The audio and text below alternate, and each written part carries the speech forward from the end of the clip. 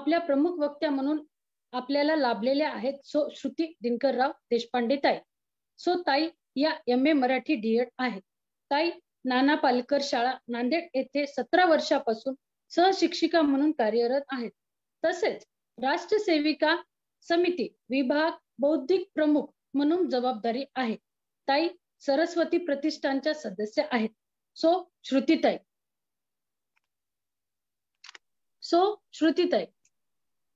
नमस्कार, आवाज येतोय माझा सगळ्यांना? हो ताई. संस्कार भारतीच्या देवगिरी प्रांताचे, जिल्ह्याचे आणि शहराचे सर्व पदाधिकारी, उपस्थित सर्व माता भगिनी आणि बंधुवर्ग, प्रारंभी प्रभू श्रीरामांना वंदन करते. आणि ही प्रभू श्रीरामांची कथा कुणाचा तरी खूप आवाज येतोय. प्रभू श्रीरामांची ही संस्कृतामधली अत्यंत गोड कथा ज्यांनी आपल्यापर्यंत पोहोचवली. एक मिनिट, तुमचा आवाज बंद.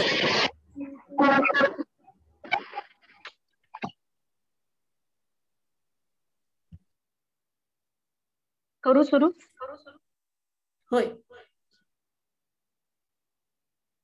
ही प्रभू रामरायाची गोड कथा ज्यांनी बाया बापड्यांपर्यंत पोहोचवली ते सगळे कीर्तनकार, प्रवचनकार, निरूपणकार, व्याख्याते या सर्वांचं प्रारंभी कृतज्ञतापूर्वक स्मरण करते. आणि ही मराठी अभ्यासकांसाठी ज्यांनी उपलब्ध करून दिली ते पंडित सातवळेकर, त्याचबरोबर पंडित महादेव शास्त्री दिवेकर, आणि ज्यांनी या रामकथेकडे एक नव्या दृष्टीने बघायला शिकवलं, एक सामाजिक भान दिलं, त्या राष्ट्रसेविका समितीच्या संस्थापिका वंदनीय लक्ष्मीबाई अर्थात वंदनीय मावशी केळकर यांच्या पवित्र स्मृतींना प्रथम वंदन करते. कारण वंदनीय मावशींनी सांगितलेली रामकथा, त्यांची रामायणाची प्रवचन ही आपल्याला एक वेगळं समाजभान देऊन जातात. त्यामुळे वंदनीय मावशींचं कृतज्ञतापूर्वक स्मरण मी प्रारंभी करते. मला आजचा चिंतनाचा विषय जो दिलाय तो आहे रामराज्याची स्थापना. आपण काल राम आणि रावणाचं युद्ध बघितलं. प्रभू रामचंद्रांचा विजय झाला, रावणाचा, दुष्ट रावणाचा पराभव झाला. ही सगळी विजयी सेना अयोध्येमध्ये परत आली आणि प्रभू रामचंद्रांना राज्याभिषेक झाला आणि तिथून रामराज्याची सुरुवात असं आपण म्हणतो. या रामराज्याच्या संकल्पनेकडे जाण्याच्या पूर्वी मला आवर्जून एका गोष्टीचा उल्लेख करायचा आहे जी परवा 1-1.5 वर्षापूर्वी घडली. युनायटेड नेशनच्या नॅशनल असेंब्लीचं एक अधिवेशन न्यूयॉर्कला भरलेलं होतं आणि सगळ्या देशांचे प्रतिनिधी त्या अधिवेशनासाठी उपस्थित होते. अतिशय खचाखच भरलेलं न्यूयॉर्कचं ते सभागृह, त्या सभागृहामध्ये प्रत्येक देशाच्या प्रमुखाला बोलण्यासाठी फक्त 3 मिनिट दिलेले होते आणि भारताचे माननीय पंतप्रधान नरेंद्र मोदी यांनी 13 मिनिट तिथे भाषण केलं आणि ते खचाखच भरलेलं सभागृह टाळ्यांचा प्रचंड कडकडाट करत होतं आणि पाश्चात्य भाषेमध्ये वाक्याला स्टँडिंग ओवेशन माननीय नरेंद्र मोदींना मिळत होतं. काय मांडला नरेंद्र मोदींनी विषय?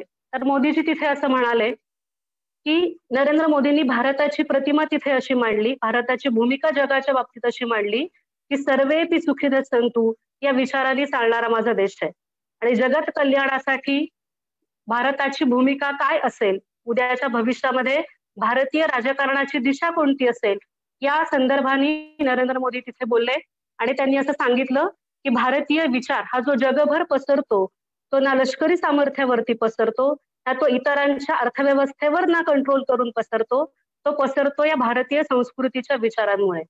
आणि मला असं वाटतं की या भारतीय संस्कृतीचे मूळ, या भारतीय संस्कृतीचा मानबिंदू आपण ज्यांना म्हणतो ते प्रभू रामचंद्र. या प्रभू रामचंद्रांचं आयुष्य आपण जेव्हा बघतो, त्यांचं चरित्र आपण जेव्हा बघतो तेव्हा मला राम मनोहर लोहिया आठवतात. राम मनोहर लोहिया अत्यंत प्रखर समाजवादी विचारवंत, अतिशय प्रखर सांसद.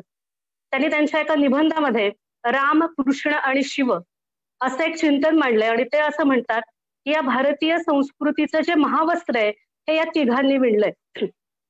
प्रभू श्रीरामांचा जन्म अयोध्येत झाला आणि दक्षिणेला, उत्तरेमध्ये प्रभू श्रीराम जन्मले आणि दक्षिणेला श्रीलंकेपर्यंत त्यांच्या रामराज्याचं कर्तृत्व आपल्याला दिसतं. त्यामुळे या भारतीय संस्कृतीच्या महावस्त्राचा उत्तर ते दक्षिण धागा हा प्रभू रामचंद्रांच्या कर्तृत्वाने सिद्ध झाला. भगवान श्रीकृष्णांचा जन्म पूर्वेला मथुरेत झाला आणि त्यांचं जीवनाचं समर्पण हे प्रभासपट्टणमला पश्चिमेकडे झालं. त्यामुळे या संस्कृतीचा पूर्व पश्चिम धागा या भगवान श्रीकृष्णांच्या चारित्र्याने विणला गेला आणि या भारतीय संस्कृतीच्या महावस्त्राचा वैभव संपन्न जरीकाठ म्हणजे भगवान शिव आहे. ते असं पुढे म्हणतात की या तिन्ही मधला एकही धागा जर उसवला, एकही धागा जर निसटला तर ही भारतीय संस्कृती टिकणार नाही. आणि त्याच दृष्टीने आपण प्रभू रामचंद्रांच्या आयुष्याकडे बघितलं तर ह्या प्रभू रामचंद्रांचं आयुष्य म्हणजे फक्त राष्ट्र राष्ट्र आणि राष्ट्र आहे. प्रभू रामांना समजून घ्यायचं असेल किंवा इथल्या संस्कृतीला, इथल्या विचारांना, इथल्या शासन व्यवस्थेला, इथल्या राजव्यवस्थेला समजून घ्यायचं असेल तर आपल्याला प्रभू रामचंद्रांच्या रामराज्याची कल्पना करावी लागते. प्रभू रामरायांच्या राज्याचा अभ्यास आपल्याला करावा लागतो. मला रामराज्याच्या संकल्पनेकडे जाण्याच्या पूर्वी या रामायणाच्या जन्मकथेचा थोडा विचार करायचा आहे. महर्षी वाल्मिकी हे हितकारक आहेत, हे समाज हितकारक आहेत, ते ऋषी आहेत, ते संत आहेत. या समाजाचं, या संस्कृतीचं भलं व्हावं असं त्यांना वाटतं आणि त्यांनी असा विचार केला की अशा एका श्रेष्ठ पुरुषाचं मी चरित्र लिहावं की जे युगानुयुगे इथल्या संस्कृतीला, इथल्या या परंपरेला मार्गदर्शन करत राहील किंवा या राष्ट्राचं चैतन्याच्या अंगाने परिपुष्ट करत राहील. हा विचार त्यांच्या मनामध्ये चालत होता. त्याच वेळेला नारद तिथे आले आणि नारदांना महर्षी वाल्मिकींनी प्रश्न विचारला. महर्षी वाल्मिकीने जो प्रश्न विचारलाय तो प्रश्न खूप महत्वाचा आहे. ते असं म्हणतात, कोस्मे सांप्रतम लोके गुणवान कश्य वीर्यवान धर्मज्ञश्च कृतज्ञश्च सत्यवाक्यो दृढव्रतः चरित्रेण च को युक्ता सर्वभूतेषु को हितः विद्वान कश समर्थ कशैव प्रियदर्शकः. वाल्मिकी नारदांना असं म्हणाले की मला अशा एका श्रेष्ठ पुरुषाचं चरित्र लिहायचंय की जो सांप्रत काळामध्ये, मला कुठल्या इतिहासातल्यांचं लिहायचं नाहीये, जो आत्ता इथे कार्य करतोय सांप्रत काळामध्ये असा कोण गुणवान पुरुष आहे की जो अत्यंत गुणवान आहे, त्याचबरोबर तो अत्यंत वीर्यवान आहे, धैर्यशील आहे, जो धर्माचं आचरण करणार आहे, जो कृतज्ञ आहे, जो दृढनिश्चयी आहे, ज्याचं चरित्र अत्यंत पवित्र आहे, जो सर्वांचं हित करणारा आहे, सर्व भूतेषु को हितः, विद्वान आहे आणि जो या सगळ्या प्राणीमात्रांचं भलं इच्छितो आणि जो समर्थ आहे आणि हे सगळे गुण असूनही जो अत्यंत रूपवान आहे, अत्यंत सुंदर आहे, असा कोण पुरुष इथे आहे की ज्याचं मी चरित्र लिहावं. त्यावेळेला नारदांनी असं सांगितलं की दशरथाचा ज्येष्ठ पुत्र प्रभू श्रीराम या सगळ्या गुणांनी युक्त आहे. आणि मग महर्षी वाल्मिकींनी प्रभू रामचंद्रांच्या जीवनाचा अभ्यास केला आणि अतिशय सुंदर असं रामायण जे हजारो वर्षांपूर्वी लिहिलं गेलं पण जे सार्वकालीन आहे, जे 21व्या शतकातही आपल्याला अत्यंत प्रेरणा देतं, अत्यंत समाजभान देतं, अशा या प्रभू रामांचं राज्य होतं कसं. आपण असं बघतो की रामांना राज्याभिषेक झाला त्याच्यानंतर हे रामराज्य होतं का, तर नक्कीच नाही. या इक्ष्वाकू घराण्याच्या परंपरेमध्ये, या सूर्यवंशी कुळामध्ये जिथून ह्यांनी जी गणतंत्र राज्यव्यवस्था इथं दृढ केली, जे शासन यांनी इथं दृढ केलं, या भूमीमध्ये दृढ केलं, त्याचा परमोच्च बिंदू म्हणजे रामराज्य. त्याचं एक सुवर्ण युग म्हणजे रामराज्य. आपण असं बघतो की सॉक्रेटिस पासून प्लेटो पर्यंत आणि आर्य चाणक्यांपासून ते आत्ताच्या राजकीय विचारांपर्यंत ज्यांनी ज्यांनी राज्य, राजा, शासन व्यवस्था या सगळ्या संकल्पना मांडल्या, या सगळ्यांच्या व्याख्या केल्या, त्याच्याही पुढे असलेलं एक परिपूर्ण शासन म्हणून आपण रामराज्याकडे बघतो किंवा परिपूर्ण राज्याची साकार संकल्पना आपल्याला श्री रामराज्यामध्ये बघायला मिळते. काय विशेष आहे ह्या रामराज्याचं, तर ह्या रामराज्यामध्ये हे गणतंत्र आहे. आपण ज्याला आता रिपब्लिक स्टेट म्हणतो किंवा वेलफेअर स्टेट म्हणतो ते प्रभू रामचंद्रांचं रामराज्य आपल्याला दिसतं. या रामराज्याचं मूळ काय आहे, तर ह्या रामराज्यामध्ये सामान्य माणसाचा विकास किंवा महात्मा गांधीजींनी जी अंत्योदयाची कल्पना मांडली किंवा समाजातल्या दुर्बल घटकाचा विकास किंवा समाजातल्या शेवटच्या व्यक्तीचा विकास, हा जो विचार महात्माजींनी मांडला किंवा पुढे चालून दीनदयाळजींनी एका वेगळ्या रूपामध्ये मांडला, तो सामान्य माणूस हा या रामराज्याच्या केंद्रस्थानी आहे. आपल्याला हे ज्ञात आहे की जेव्हा दशरथांनी प्रभू रामचंद्रांना राज्याभिषेक करायचं ठरवलं होतं तेव्हा दशरथांनी लोकप्रतिनिधींना आपल्या राजदरबारामध्ये बोलवलं आणि त्यांचं मत घेतलं होतं. वास्तविक पाहता दशरथ सम्राट होते, राजा होते, ते हुकूम काढू शकले असते की यानंतर रामाला अभिषेक होईल, पण दशरथांनी या सगळ्या लोकप्रतिनिधींचं मत घेतलेलं आपल्याला दिसतं. यावरून लोकप्रतिनिधी किंवा लोक, जनता, प्रजा ही या रामराज्याच्या केंद्रस्थानी आपल्याला दिसते. या भूमीने असं सांगितलं की राजा प्रकृती रंजनात, केवळ लोकरंजन हे राजाचं काम नाहीये, फक्त जनतेचा विकास किंवा प्रजाहित दक्ष ही राजाची भूमिका नाहीये. तर ते असं म्हणतात की ह्या संस्कृतीने आम्हाला काय शिकवलं, तर राजा प्रकृती रंजनात म्हणजे राजा हा प्रकृतीचं रंजन करणार आहे. म्हणजे राजाने फक्त लोकांचं हित बघायचं नाहीये, फक्त व्यक्तिहित बघायचं नाहीये, तर व्यक्ती, समष्टी, सृष्टी आणि परमेष्ठी या चौघांचंही उत्थान करणारा तो खरा राजा. हा विचार या संस्कृतीने इथे रुजवला. आणि आपल्याला सगळ्यांना रामराज्यातली घटना माहितीये की अष्टवक्र मुनींची आणि प्रभू रामचंद्रांची भेट झाली आणि अष्टवक्र ऋषींनी प्रभू रामांना याचं ज्ञान करू, याचं विचारलं की याची एक माहिती करून दिली की हे प्रभू रामचंद्रा, तुला तुझं जीवनध्येय माहितीये ना, किंवा तू ह्या सिंहासनावरती आरूढ झालायस, त्याचं संविधान काय हे तुला ज्ञात आहे का, तू कशासाठी या सिंहासनावरती आहेस हे तुला चांगलं ठाऊक आहे ना. तेव्हा प्रभू रामचंद्रांनी दिलेलं उत्तर खूप सुंदर आहे. ते असं म्हणतात, स्नेहम दयाश्च सौख्यम च यदि वा जानकी अपि आराधनाय लोकानां मुंचंतो नास्ति माम व्यथा. प्रभू रामचंद्रांनी, महर्षी वाल्मिकींनी प्रभू रामचंद्रांच्या तोंडी हा जो शब्द घातला, आराधनाय लोकांना, जनता जनार्दनाची सेवा नव्हे, लोकांची आराधना, हा विषय प्रभू रामचंद्रांच्या मुखातून बाहेर पडला. आणि त्यांनी सांगितलं की स्नेह, दया, सौख्य एवढंच नव्हे, तर प्रसंगी लोकांची आराधना करत असताना, या रामराज्याची सेवा करत असताना मला माझ्या प्रिय पत्नीचा, जानकीचा त्याग करावा लागला तरी मला किंचितही त्याच्यामध्ये व्यथा वाटणार नाही, मला संकोच होणार नाही. इतकं सुंदर उत्तर प्रभू रामचंद्रांनी दिलं. काय होती या रामराज्याची रचना, कसं होतं हे रामराज्य, तर या रामराज्याचा पहिला स्तर होता तो लोकप्रतिनिधींचा, दुसरा स्तर होता तो अमात्यांचा, ज्यांना आपण आत्ताच्या भाषेमध्ये अमात्य म्हणजे अष्टप्रधान मंडळ म्हणतो, त्यांचा. आणि या सगळ्यांवरती सगळ्यात महत्वाची भूमिका होती ती मंत्रीगणांची. हे मंत्रीगण जे होते ते राजकोषावर आपला चरितार्थ अवलंबून नसणारे होते. या राजगादीकडनं, या राजकुळाकडनं त्यांना कसल्याही अपेक्षा नव्हत्या. आणि हे मंत्रीगण म्हणजे वसिष्ठ मुनी, विश्वामित्र यांच्यासारखे तपस्वी या अयोध्येच्या रामराज्यावरती बारीक लक्ष ठेवून होते. धर्मदंडोसी हा भाव या राजसत्तेच्या मनात कायम असलेला आपल्याला दिसतो. या रामराज्याचं वैशिष्ट्य काय, जेव्हा चित्रकूट पर्वतावरती भरत आले आणि भरताने सांगितलं की तुम्ही हे राज्य स्वीकारा, आणि आधी प्रभू रामचंद्रांना वाटलं की भरत प्रेमापोटी आपल्याला म्हणतोय, लोक काय म्हणतात, अयोध्येच्या लोकांचं तेच म्हणणं होतं. मंत्रीगण काय म्हणतात, प्रभू रामचंद्रांना वाटलं की मंत्रीगण तर राजकोषावर अवलंबून आहे, ते आपल्याला त्या दबावाखाली म्हणत असतील. मंत्रिमंडळांना काय वाटतं, ऋषीमुनींना काय वाटतं, ऋषीमुनींनी सांगितलं की नाही, भरताची इच्छा आहे, आता तीनही आयांची इच्छा आहे, तर तू परत चलावं.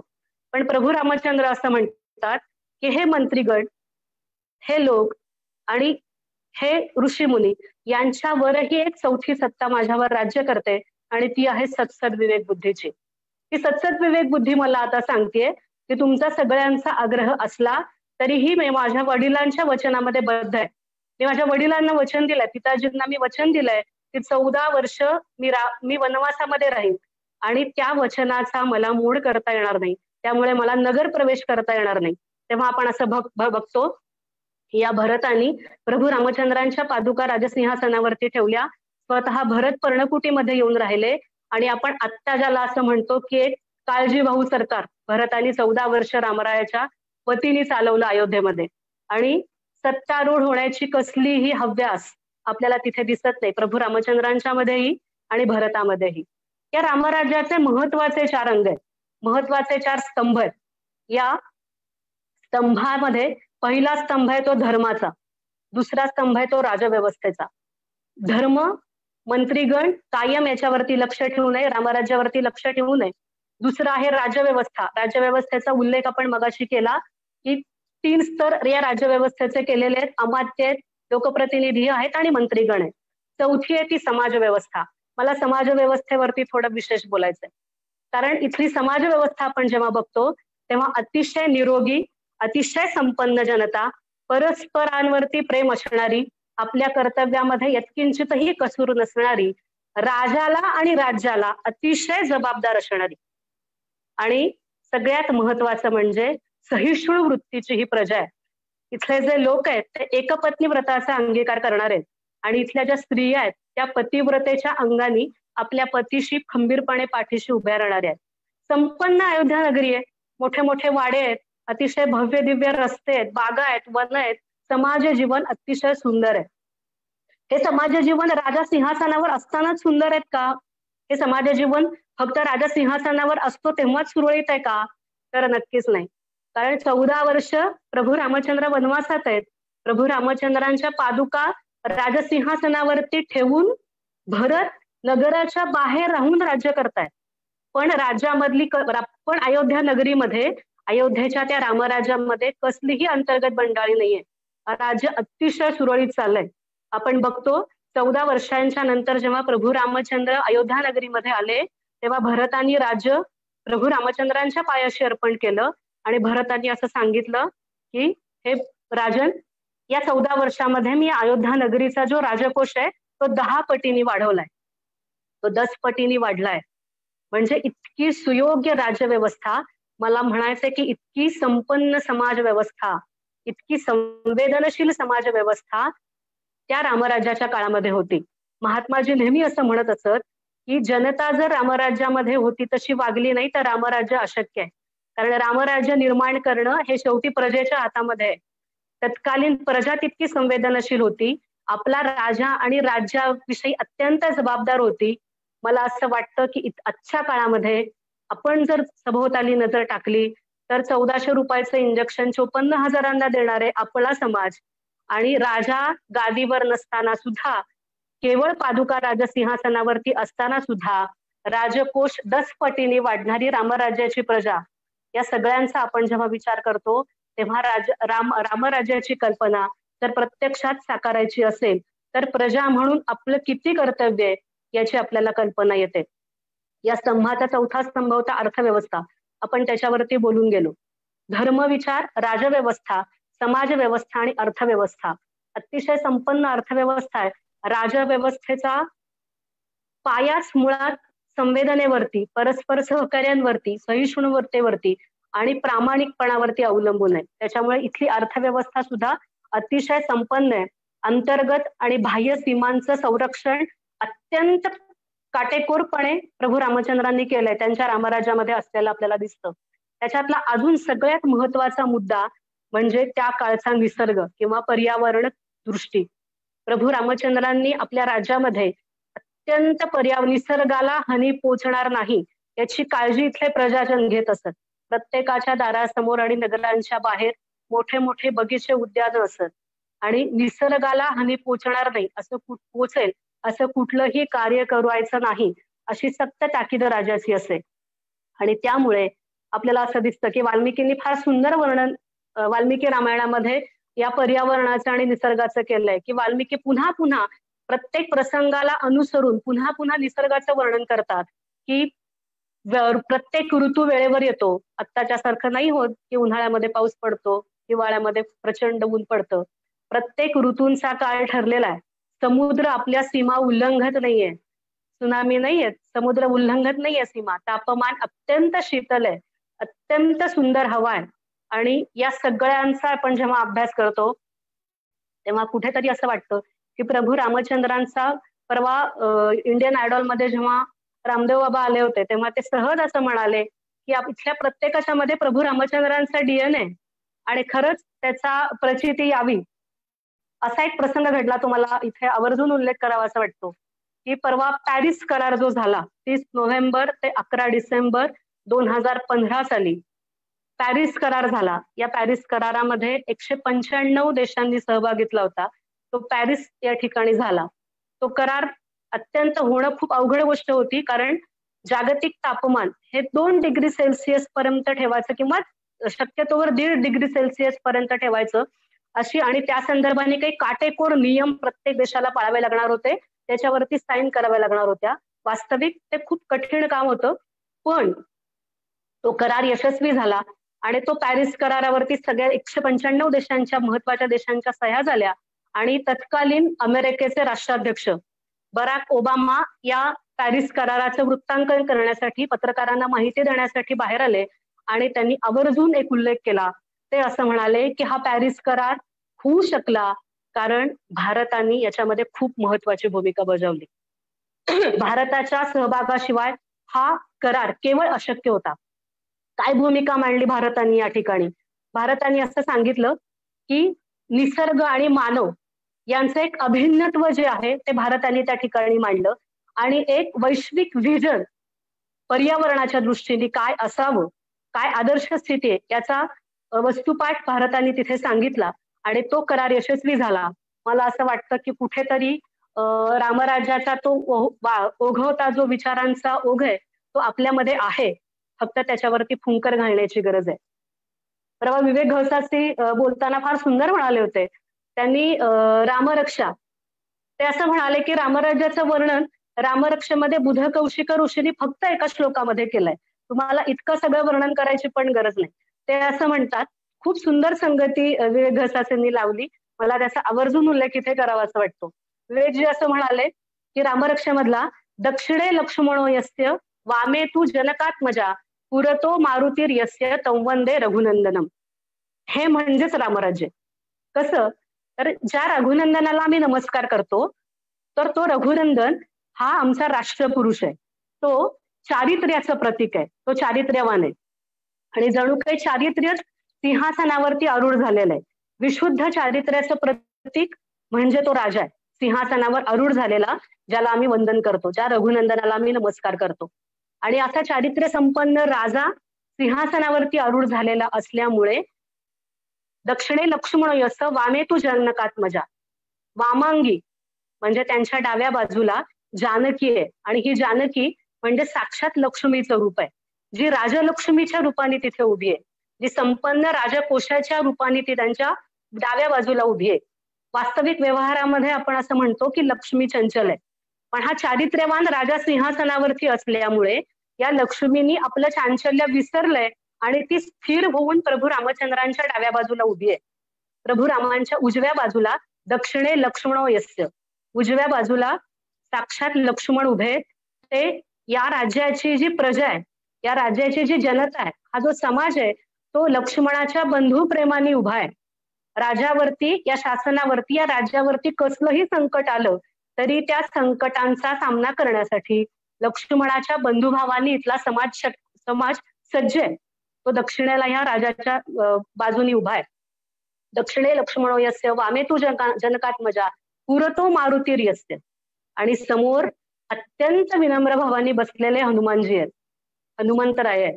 हनुमंतराय म्हणजे सगळ्या शक्तींचं प्रतीक आहे. बघा, चारित्र्य संपन्न राजा आरूढ झालाय, त्यांच्या वामांगी आपली सीतामाई जी परिपूर्ण पातिव्रत्याने लक्ष्मीच्या राजकोशाच्या, संपन्न राजकोशाच्या रूपामध्ये उभी आहे.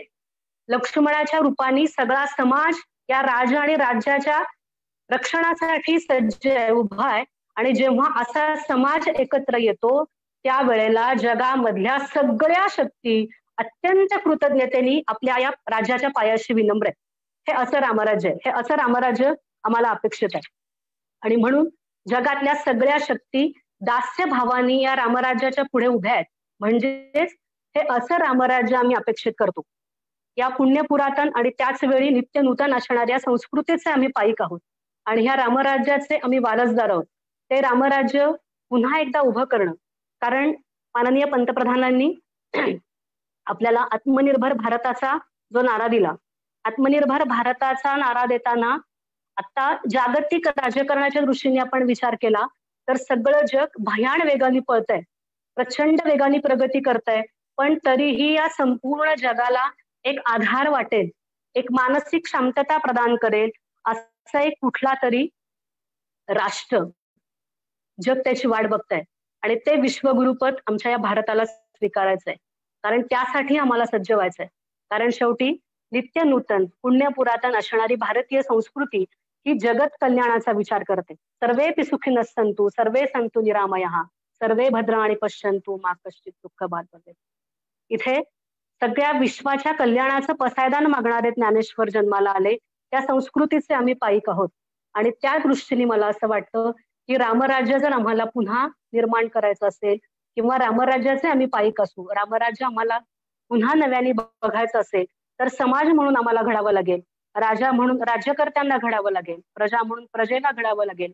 आणि ती घडण्याची प्रक्रिया आता पुन्हा नव्याने सुरू झाली असं आपल्या प्रत्येकाला वाटतंय. कारण कुठेतरी राम मंदिराची पायाभरणी झाली आणि ते राम मंदिर उभं राहता राहता इथल्या प्रत्येकाच्या मनामध्ये हे राष्ट्र मंदिर सुद्धा उभं राहील.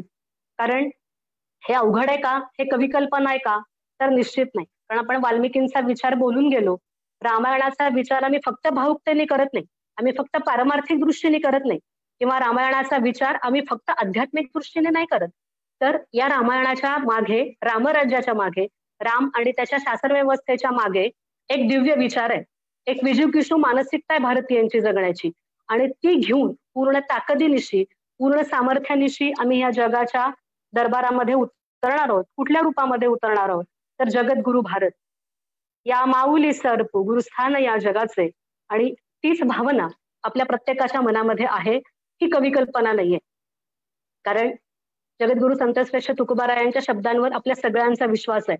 ते असं म्हणतात की राम म्हणता रामचे होईजे, पदी बैसोनी पदवी घ्यायचे. राम म्हणून तुम्ही रामाचे भक्त नाही व्हायचंय, राम म्हणता रामचे होईजे. प्रभू रामचंद्रांचं गुणकीर्तन गाता गाता आपल्याला रामपदी पोचायचंय. कारण आपलं भारतीय तत्वज्ञान असं मानतं की मनुष्यत्वाचा परिपूर्ण विकास म्हणजे देवत्व आहे.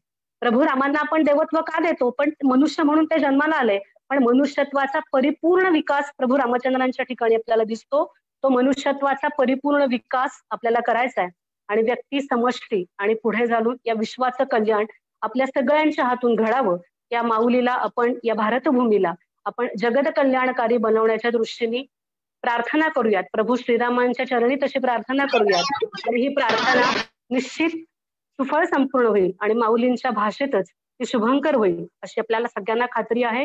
मला हा विषय मांडण्याची, आणि मला माहिती नाही किती याला आवाज चालू आहे कोणाचा, या विषयाला किती न्याय देता आला मला माहिती नाही, पण या रामचिंतनाच्या सात्विक आनंदामध्ये मला काही काळ राहता आलं, त्याबद्दल मी संस्कार भारतीचे विशेष रत्मानी वैशालीताई आणि शर्वरीताई तुमच्या दोघींचेही आणि सगळ्याच संस्कार भारतीच्या पदाधिकाऱ्यांचे खूप मनपूर्वक धन्यवाद देते. मला हा सात्विक आनंद आपण मिळवून दिलात. वास्तविक पाहता या सगळ्यांच्या मांदियाळीमध्ये माझा अभ्यास खरंच काही नव्हता, पण मला असं वाटलं की परिवारातली संघटना आहे आणि समितीची एक सेविका म्हणून संस्कार भारतीने दिलेली आज्ञा पाळणं हे आपली जबाबदारी आहे, कर्तव्य आहे. म्हणून मी त्या दोघींना हो म्हणाले आणि माझा विषय मांडण्याची मी प्रयत्न केला. पुन्हा एकदा सगळ्यांचे धन्यवाद. धन्यवाद. जय श्रीराम.